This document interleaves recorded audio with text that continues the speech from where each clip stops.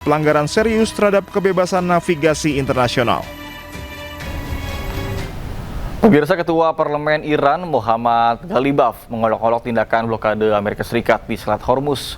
Ghalibaf menyebut tekanan dari Amerika Serikat tidak berpengaruh terhadap produksi minyak Iran.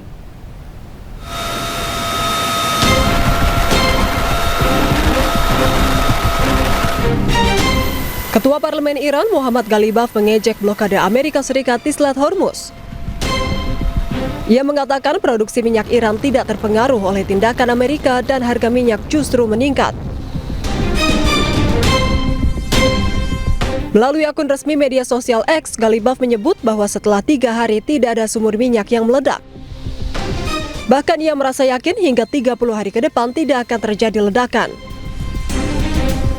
Ia juga mengolok-olok Menteri Keuangan Amerika Serikat Scott Bessent karena memberikan saran buruk terkait aksi blokade terhadap pelabuhan-pelabuhan Iran.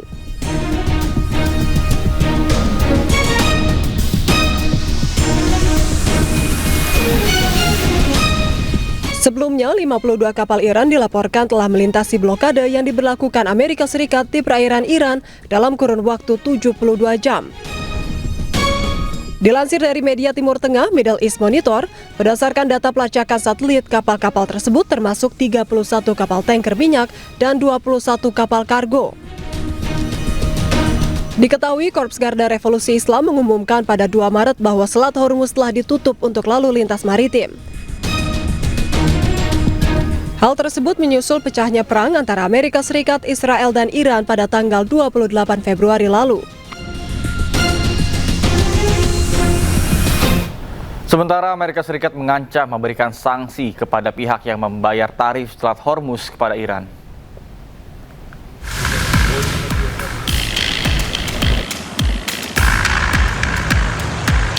Pemerintah Amerika Serikat melalui Badan Intelijen Keuangan dan Penegakan Hukum yang berada di bawah naungan Departemen Keuangan mengingatkan kepada setiap individu maupun perusahaan agar tidak membayar tarif ke pemerintah Iran saat melintasi Selat Hormuz. Sanksi akan diberikan kepada pihak manapun yang berani menyetor uangnya demi keselamatan ke pemerintah Iran.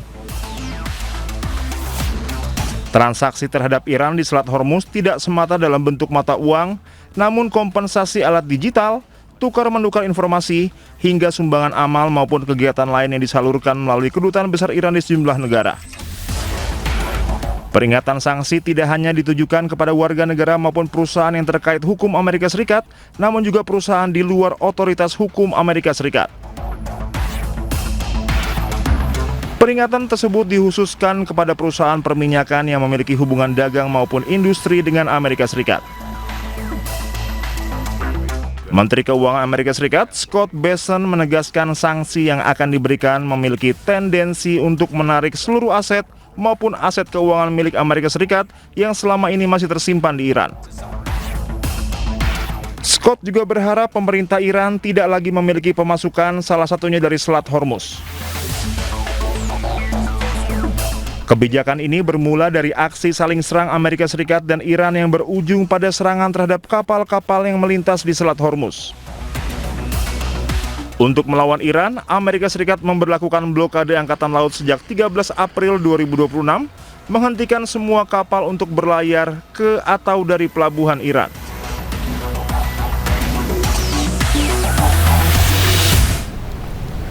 Di tengah bara ketegangan geopolitik yang belum mereda, ribuan jemaah Iran memadati Bandara Teheran untuk melangkah menuju ke Tanah Suci. Anyus Pagi akan segera kembali.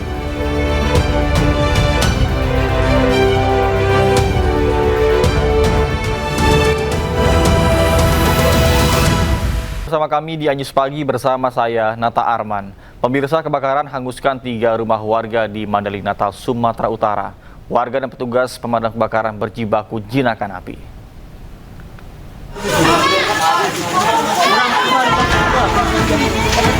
Tanpa diketahui awal mulanya, tiba-tiba saja api membakar rumah warga di Desa Lumban, Pinasa, Mandailing Natal, Sumatera Utara.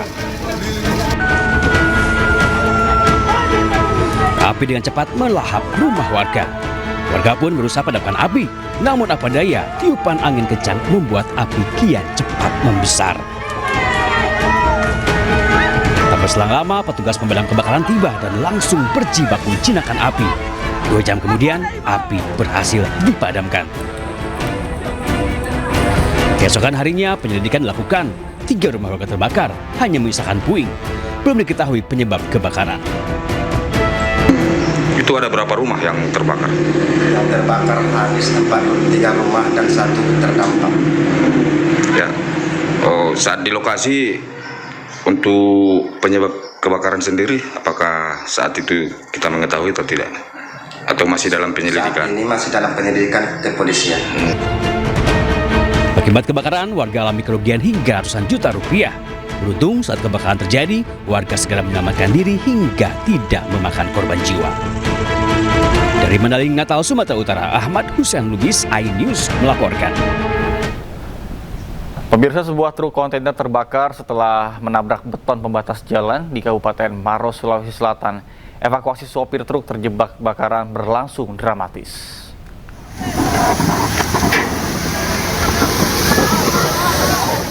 Sebuah truk kontainer terbakar usai menabrak beton pembatas jembatan di Jalan Poros, Kecamatan Bontoa, Kabupaten Maros, Sulawesi Selatan.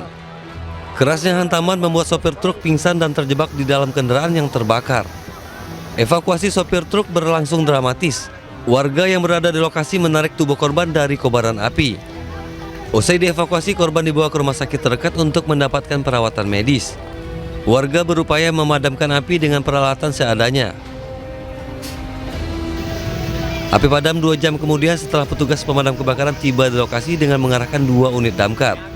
Kecelakaan diduga akibat sopir truk tidak dapat mengendalikan kendaraan saat melaju dengan kecepatan tinggi hingga menabrak beton pembatas jembatan dan terbakar. Polisi masih menyelidiki penyebab pasti kebakaran. Dari Kabupaten Maros, Sulawesi Selatan, Wahyu Ruslan, iNews melaporkan. Sebuah truk bermuatan gas alam terbakar di ruas tol Cipularang, Purwakarta, Jawa Barat. Akibat kebakaran, sopir mengalami luka bakar.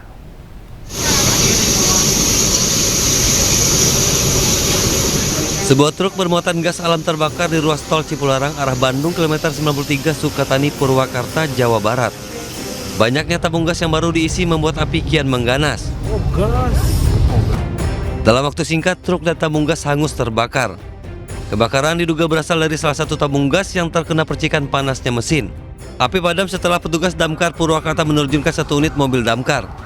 Dalam insiden itu, sopir mengalami luka bakar ringan akibat berupaya menutup jalur pipa gas.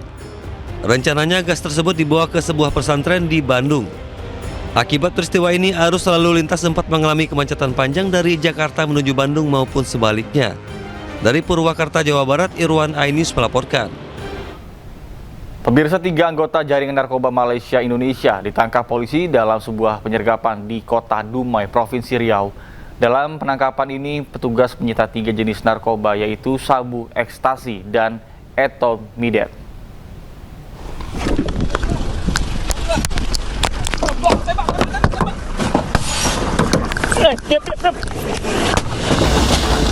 Tembakan peringatan ke udara mewarnai upaya penyergapan kendaraan kurir narkoba jaringan Malaysia Indonesia di Jalan Arifin Ahmad, Kota Dumai, Provinsi Riau, Kamis malam. Namun kendaraan minibus pembawa narkoba ini terus melaju, bahkan menerobos blokade petugas Direktorat Tindak Pidana Bareskrim Polri. Aksi pengejaran pun berlangsung hingga tembakan petugas kepolisian menghentikan pelarian pelaku setelah mengenai ban mobil yang mereka tumpangi. Meski sempat bersembunyi secara terpisah dan meninggalkan kendaraan di bahu jalan, 3 kurir berinisial AD, R, dan RA akhirnya diringkus.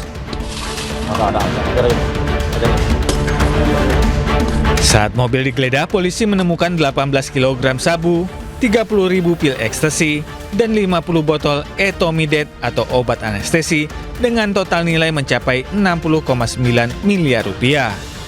Dari hasil pemeriksaan, barang haram ini diselundupkan dari Malaysia dan hendak diedarkan ke sejumlah kota besar di Pulau Jawa dan Madura.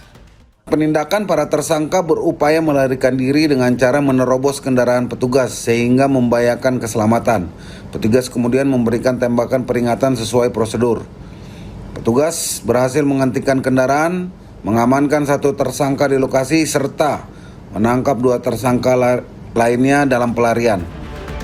Polisi masih memburu seorang pengendali berinisial RO yang berada di Malaysia. Dari Jakarta, Helmi Sajangbati, iNews melaporkan. Pemirsa, sidang kasus pembunuhan 5 orang satu keluarga di Indramayu, Jawa Barat memanas. Terdakwa membantah terlibat pembunuhan dan juga bahkan mengaku mendapatkan kekerasan saat pemeriksaan polisi hingga mengalami patah kaki.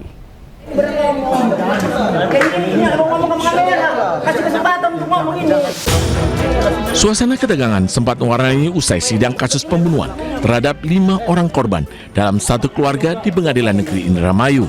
Salah satu terdakwa, Ririn, tiba-tiba memberikan pengakuan terhadap sejumlah awak media bahwa dirinya tidak terlibat dalam kasus pembunuhan. Sempat terlibat ketegangan dengan kuasa hukum terdakwa Ririn dengan petugas. Sambil tertati-tati, Ririn mengaku dirinya mendapatkan perlakuan kekerasan dari polisi yang mengakibatkan kakinya patah.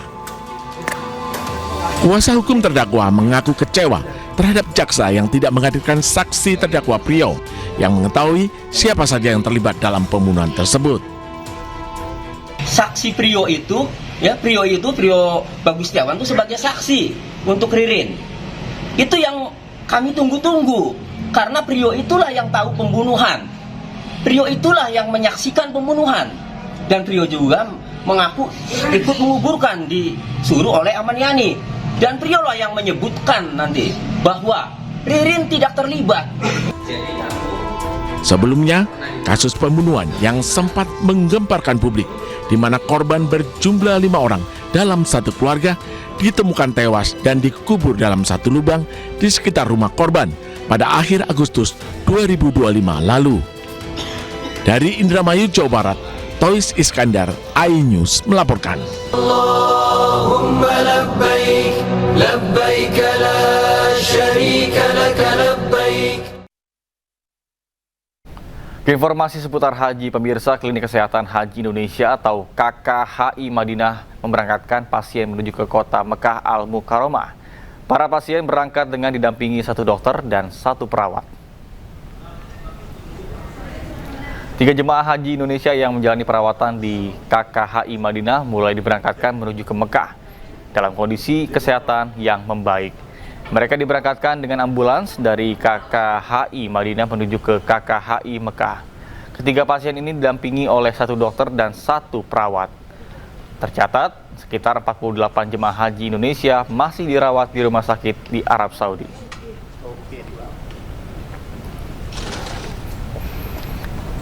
Viral, seorang jemaah haji lansia minta turun dari pesawat karena ingat ayam peliharaannya di rumah.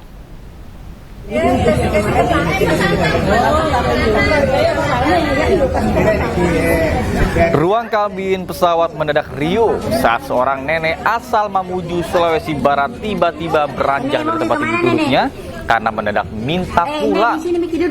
Bahkan dirinya mengaku teringat ayam peliharaannya yang belum diberi makan. Pramugari dan juga petugas haji membujuk nenek agar tenang dan dapat kembali duduk ke tempatnya.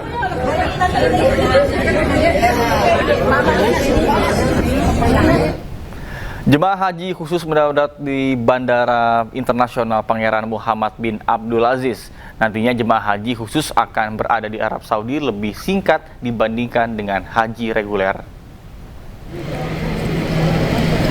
Selamat pagi, selamat datang. Jemaah haji khusus mendarat perdana di Bandara Internasional Pangeran Muhammad bin Abdul Aziz, Madinah, Arab Saudi.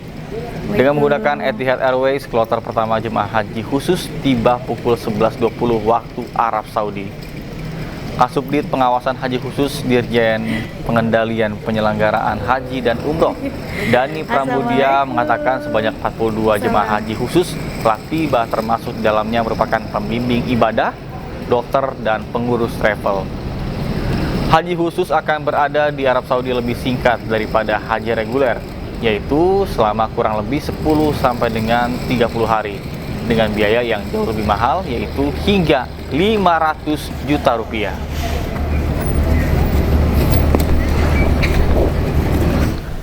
Pemirsa, di tengah teriknya suhu ekstrim di Tanah Suci tidak menyurutkan semangat pejuang para petugas haji.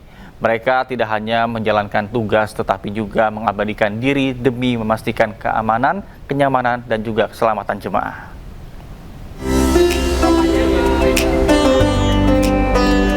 Teriknya matahari di Madinah tidak menyurutkan semangat para petugas haji Dakar bandara. Mereka dengan sigap membantu jemaah yang kelelahan hingga membutuhkan penanganan medis. Para petugas saling bantu untuk satu tujuan, yaitu demi jemaah haji dapat beribadah dengan nyaman. Sejak tiba di Bandara Amma, Madinah, para petugas membantu mengantar jemaah hingga menaiki bus. Jika ada jemaah yang mengalami gangguan kesehatan, tim kesehatan akan segera melakukan pemeriksaan. Alhamdulillah saya pengen ini mendedikasikan diri saya sebagai petugas haji untuk melayani para jamaah haji yang datang ke Madinah. Saya pengen melayani para tamu Allah agar mereka bisa menjadi haji yang mabrur. Meskipun terik panas di Madinah sekitar 37 derajat tidak membuat saya putus asa, malah membuat saya semangat karena bisa bertemu dengan para tamu Allah banyak sekali, ada yang lansia, ada yang disabilitas. Semua petugas Dakar bandara memastikan kerjasama menjadi kunci utama. Di tengah minimnya waktu istirahat serta tekanan kondisi cuaca, dedikasi mereka tak luntur dan senyum tetap terjaga meski peluh terus mengalir. Perjuangan para petugas haji ini menjadi bukti nyata bahwa pelayanan terbaik untuk jemaah adalah prioritas utama. Di balik ibadah yang khusyuk, ada kerja keras tanpa lelah dari mereka yang mengabdi. Dari Madinah, Arab Saudi, Eti Juwitasari, MCH 2026 melaporkan. Pemirsa, di tengah bara ketegangan geopolitik yang belum mereda, ribuan jemaah Iran memadati Bandara Teheran untuk melangkah menuju ke Tanah Suci, sebuah perjalanan iman yang berlangsung di bawah bayang-bayang krisis global.